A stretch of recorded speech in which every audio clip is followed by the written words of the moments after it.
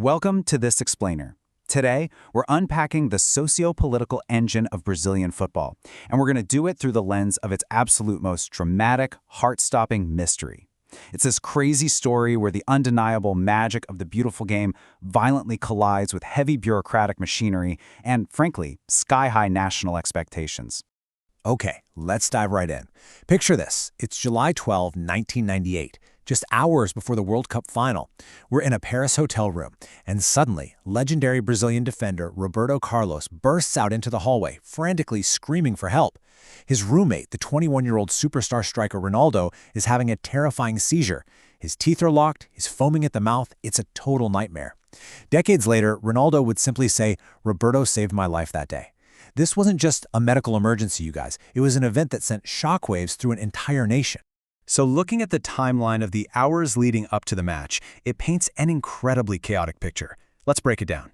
After that lunchtime seizure, Ronaldo is rushed to a Parisian hospital, right? But the tests, totally inconclusive. Then, the initial team sheet drops, and the world is absolutely stunned. Ronaldo is out. Edmundo is taking his place on the roster. But wait, it gets crazier. Just 45 minutes, literally 45 minutes before kickoff, Ronaldo is suddenly reinstated. He takes the pitch, but man, he looks like a ghost out there. France ends up winning comfortably 3-0, and the entire world is just left scratching their heads. Now, as you can imagine, this shocking micro-event immediately sparked massive, sweeping rumors. I mean, why in the world did a medically compromised player take the pitch in the biggest game on earth? The immediate finger-pointing didn't aim at the coach, actually. Nope, it aimed straight at the boardroom. It's really vital that we look impartially at the colliding narratives here. On one side, you have these intense conspiracy theories flying around. People saying Nike, who was hugely invested in Ronaldo, pressured the Brazilian Football Confederation to force him onto the pitch. Or that the Parisian doctors were dangerously negligent. But on the flip side, we have the official stance. In a later Brazilian congressional inquiry, under oath, mind you, Ronaldo testified that he passed his medical tests and demanded to play. He clearly stated that the only thing Nike ever asked of him was, well, just to wear their boots. But beyond the corporate conspiracies, we really have to acknowledge the very real medical and psychological reality here. Dr. Lidio Toledo later admitted to giving Ronaldo a tranquilizer after the seizure. Assistant manager Zico openly said Ronaldo was sleepy and really groggy, arguing the kid was in absolutely no condition to play. And then there's the mental toll. I mean, put yourself in his shoes. Imagine being 21 years old, an age where most of us are literally just figuring out adulthood, and you're carrying the hopes of an entire football-obsessed nation of 200 million people. The stress is just unimaginable. So that brings us to a massive question. To understand how that much pressure ended up buckling one young man's shoulders, we need to zoom way out. We have to look at the deeply entrenched roots of Brazilian football and ask why it carries a weight unlike literally any other sport in the world.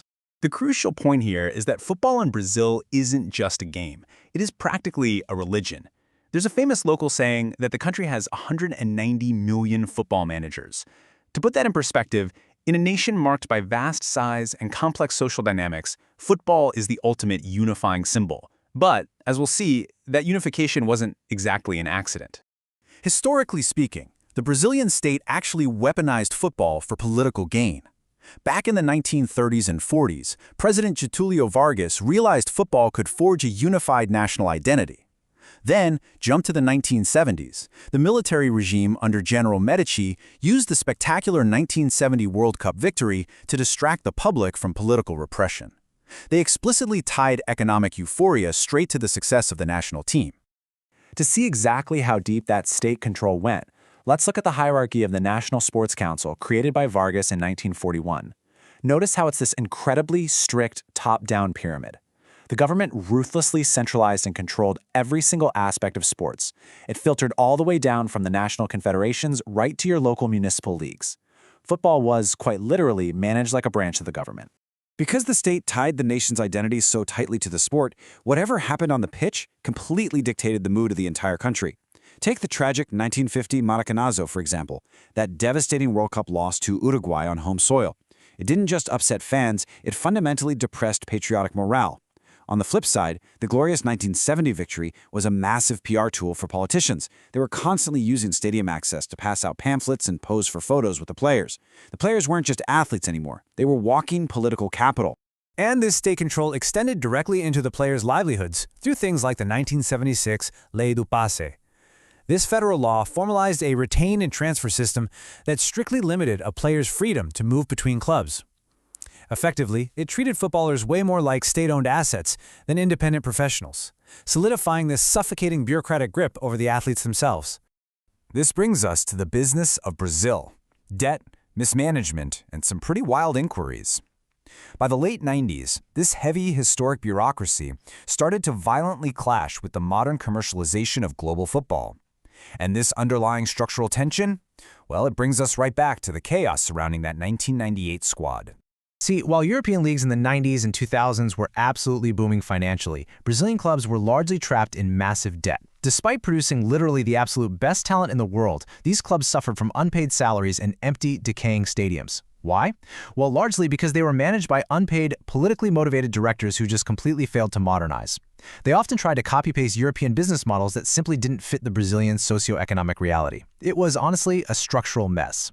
The absurdity of this political overreach peaked when the Brazilian Senate, yes, the actual Senate, launched a parliamentary inquiry into why the team lost the 1998 World Cup final. Think about that. Politicians demanding legal answers for a sporting defeat. It prompted this famously blunt and frankly hilarious response from Roberto Carlos to the committee. He just said, "Because Zizou scored twice with his head. There's nothing else to tell you guys." It was a total circus that perfectly highlighted the giant disconnect between the politicians and the actual game. But moving into the era of redemption for 2002 and the future, out of all that despair in 1998 and those bizarre bureaucratic inquiries, a stunning narrative of human resilience emerged.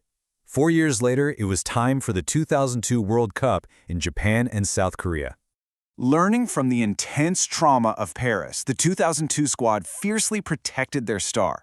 Roberto Carlos once recalled that the 1998 camp was basically 52 amazing days completely destroyed on day 53 by that mysterious crisis while Ronaldo was napping.